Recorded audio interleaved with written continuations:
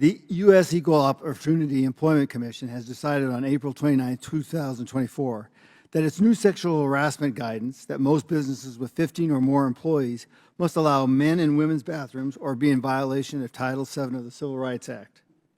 Attorney General Rokita, sir, good to see you again. You too. What punishment would be meted out to a business that does not allow men into women's bathrooms? Under that guidance? Yes.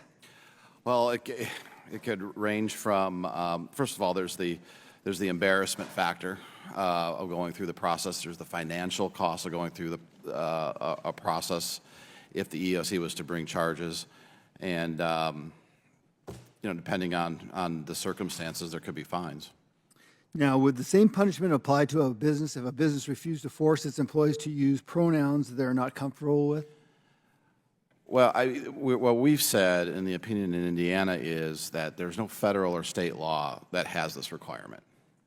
So what your question goes to is how far these unelected bureaucrats are going to go to try to use the law and the wedge they're putting into it and the liberties they're taking with it to inflict harm and confusion on the business community. Single-sex spaces in businesses with employees 15 or more exist if the sexual harassment guidance stays in place. Will they exist? I'm having trouble following that one, but if you could... It'd be very hard, wouldn't it, to be in compliance? Yeah, right. Okay. Mr. Berry, this EEO1 data, can you give me a little bit more information on how this data could be utilized and is actually in violation, address our concerns it's in violation of the law? So the EEO1 collection requires employers to classify their employees on the basis of race, put people in these identity politics categories. The issue here is that unless there is particularized evidence of suspicion of discrimination, the EEO1 aggravates, raises unnecessarily the salience of race. And this is in direct contravention to what the first Justice Harlan said. In Plessy versus Ferguson, his dissent vindicated in Brown versus Board of Education, Justice Harlan said, quote, "We should not permit any public authority to know the race of, unquote, any American citizen." That colorblindness is exactly what our Constitution requires, and that is indeed the value we ought to be upholding. Isn't that the whole premise of the lady justice? She's blindfolded, she holds a set of scales and a sword.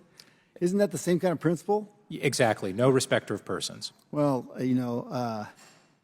pretty interesting. Now, the Supreme Court ruled in Bostock versus Clayton County that a male employee cannot be fired just because he thinks he is a woman. That is an egregious decision on its face. However, you mentioned in your testimony, Ms. Stepman, that the court did not, and this is the words of the court, quote, "purport to address bathrooms, locker rooms, or anything else of that kind," end of quote. Is the EEOC directly violating the Supreme Court?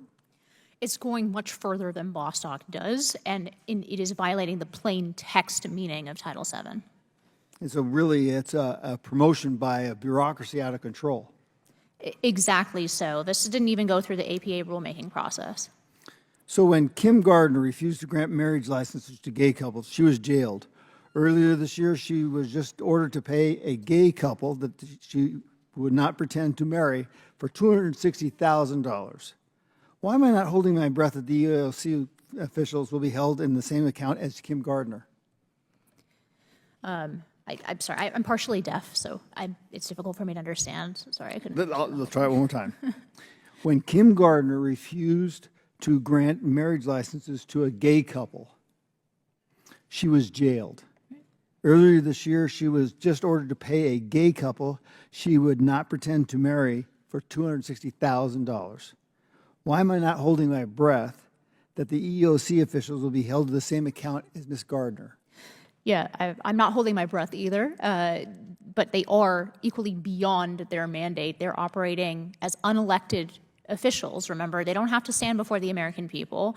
Again, this body, if it wanted to, could add gender identity to Title VII. It declined to do so, and now bureaucrats who are unelected are taking that power for themselves. I thank you very much, Mr. Chairman. I yield back. Gentleman yields back. Chair recognizes Mr.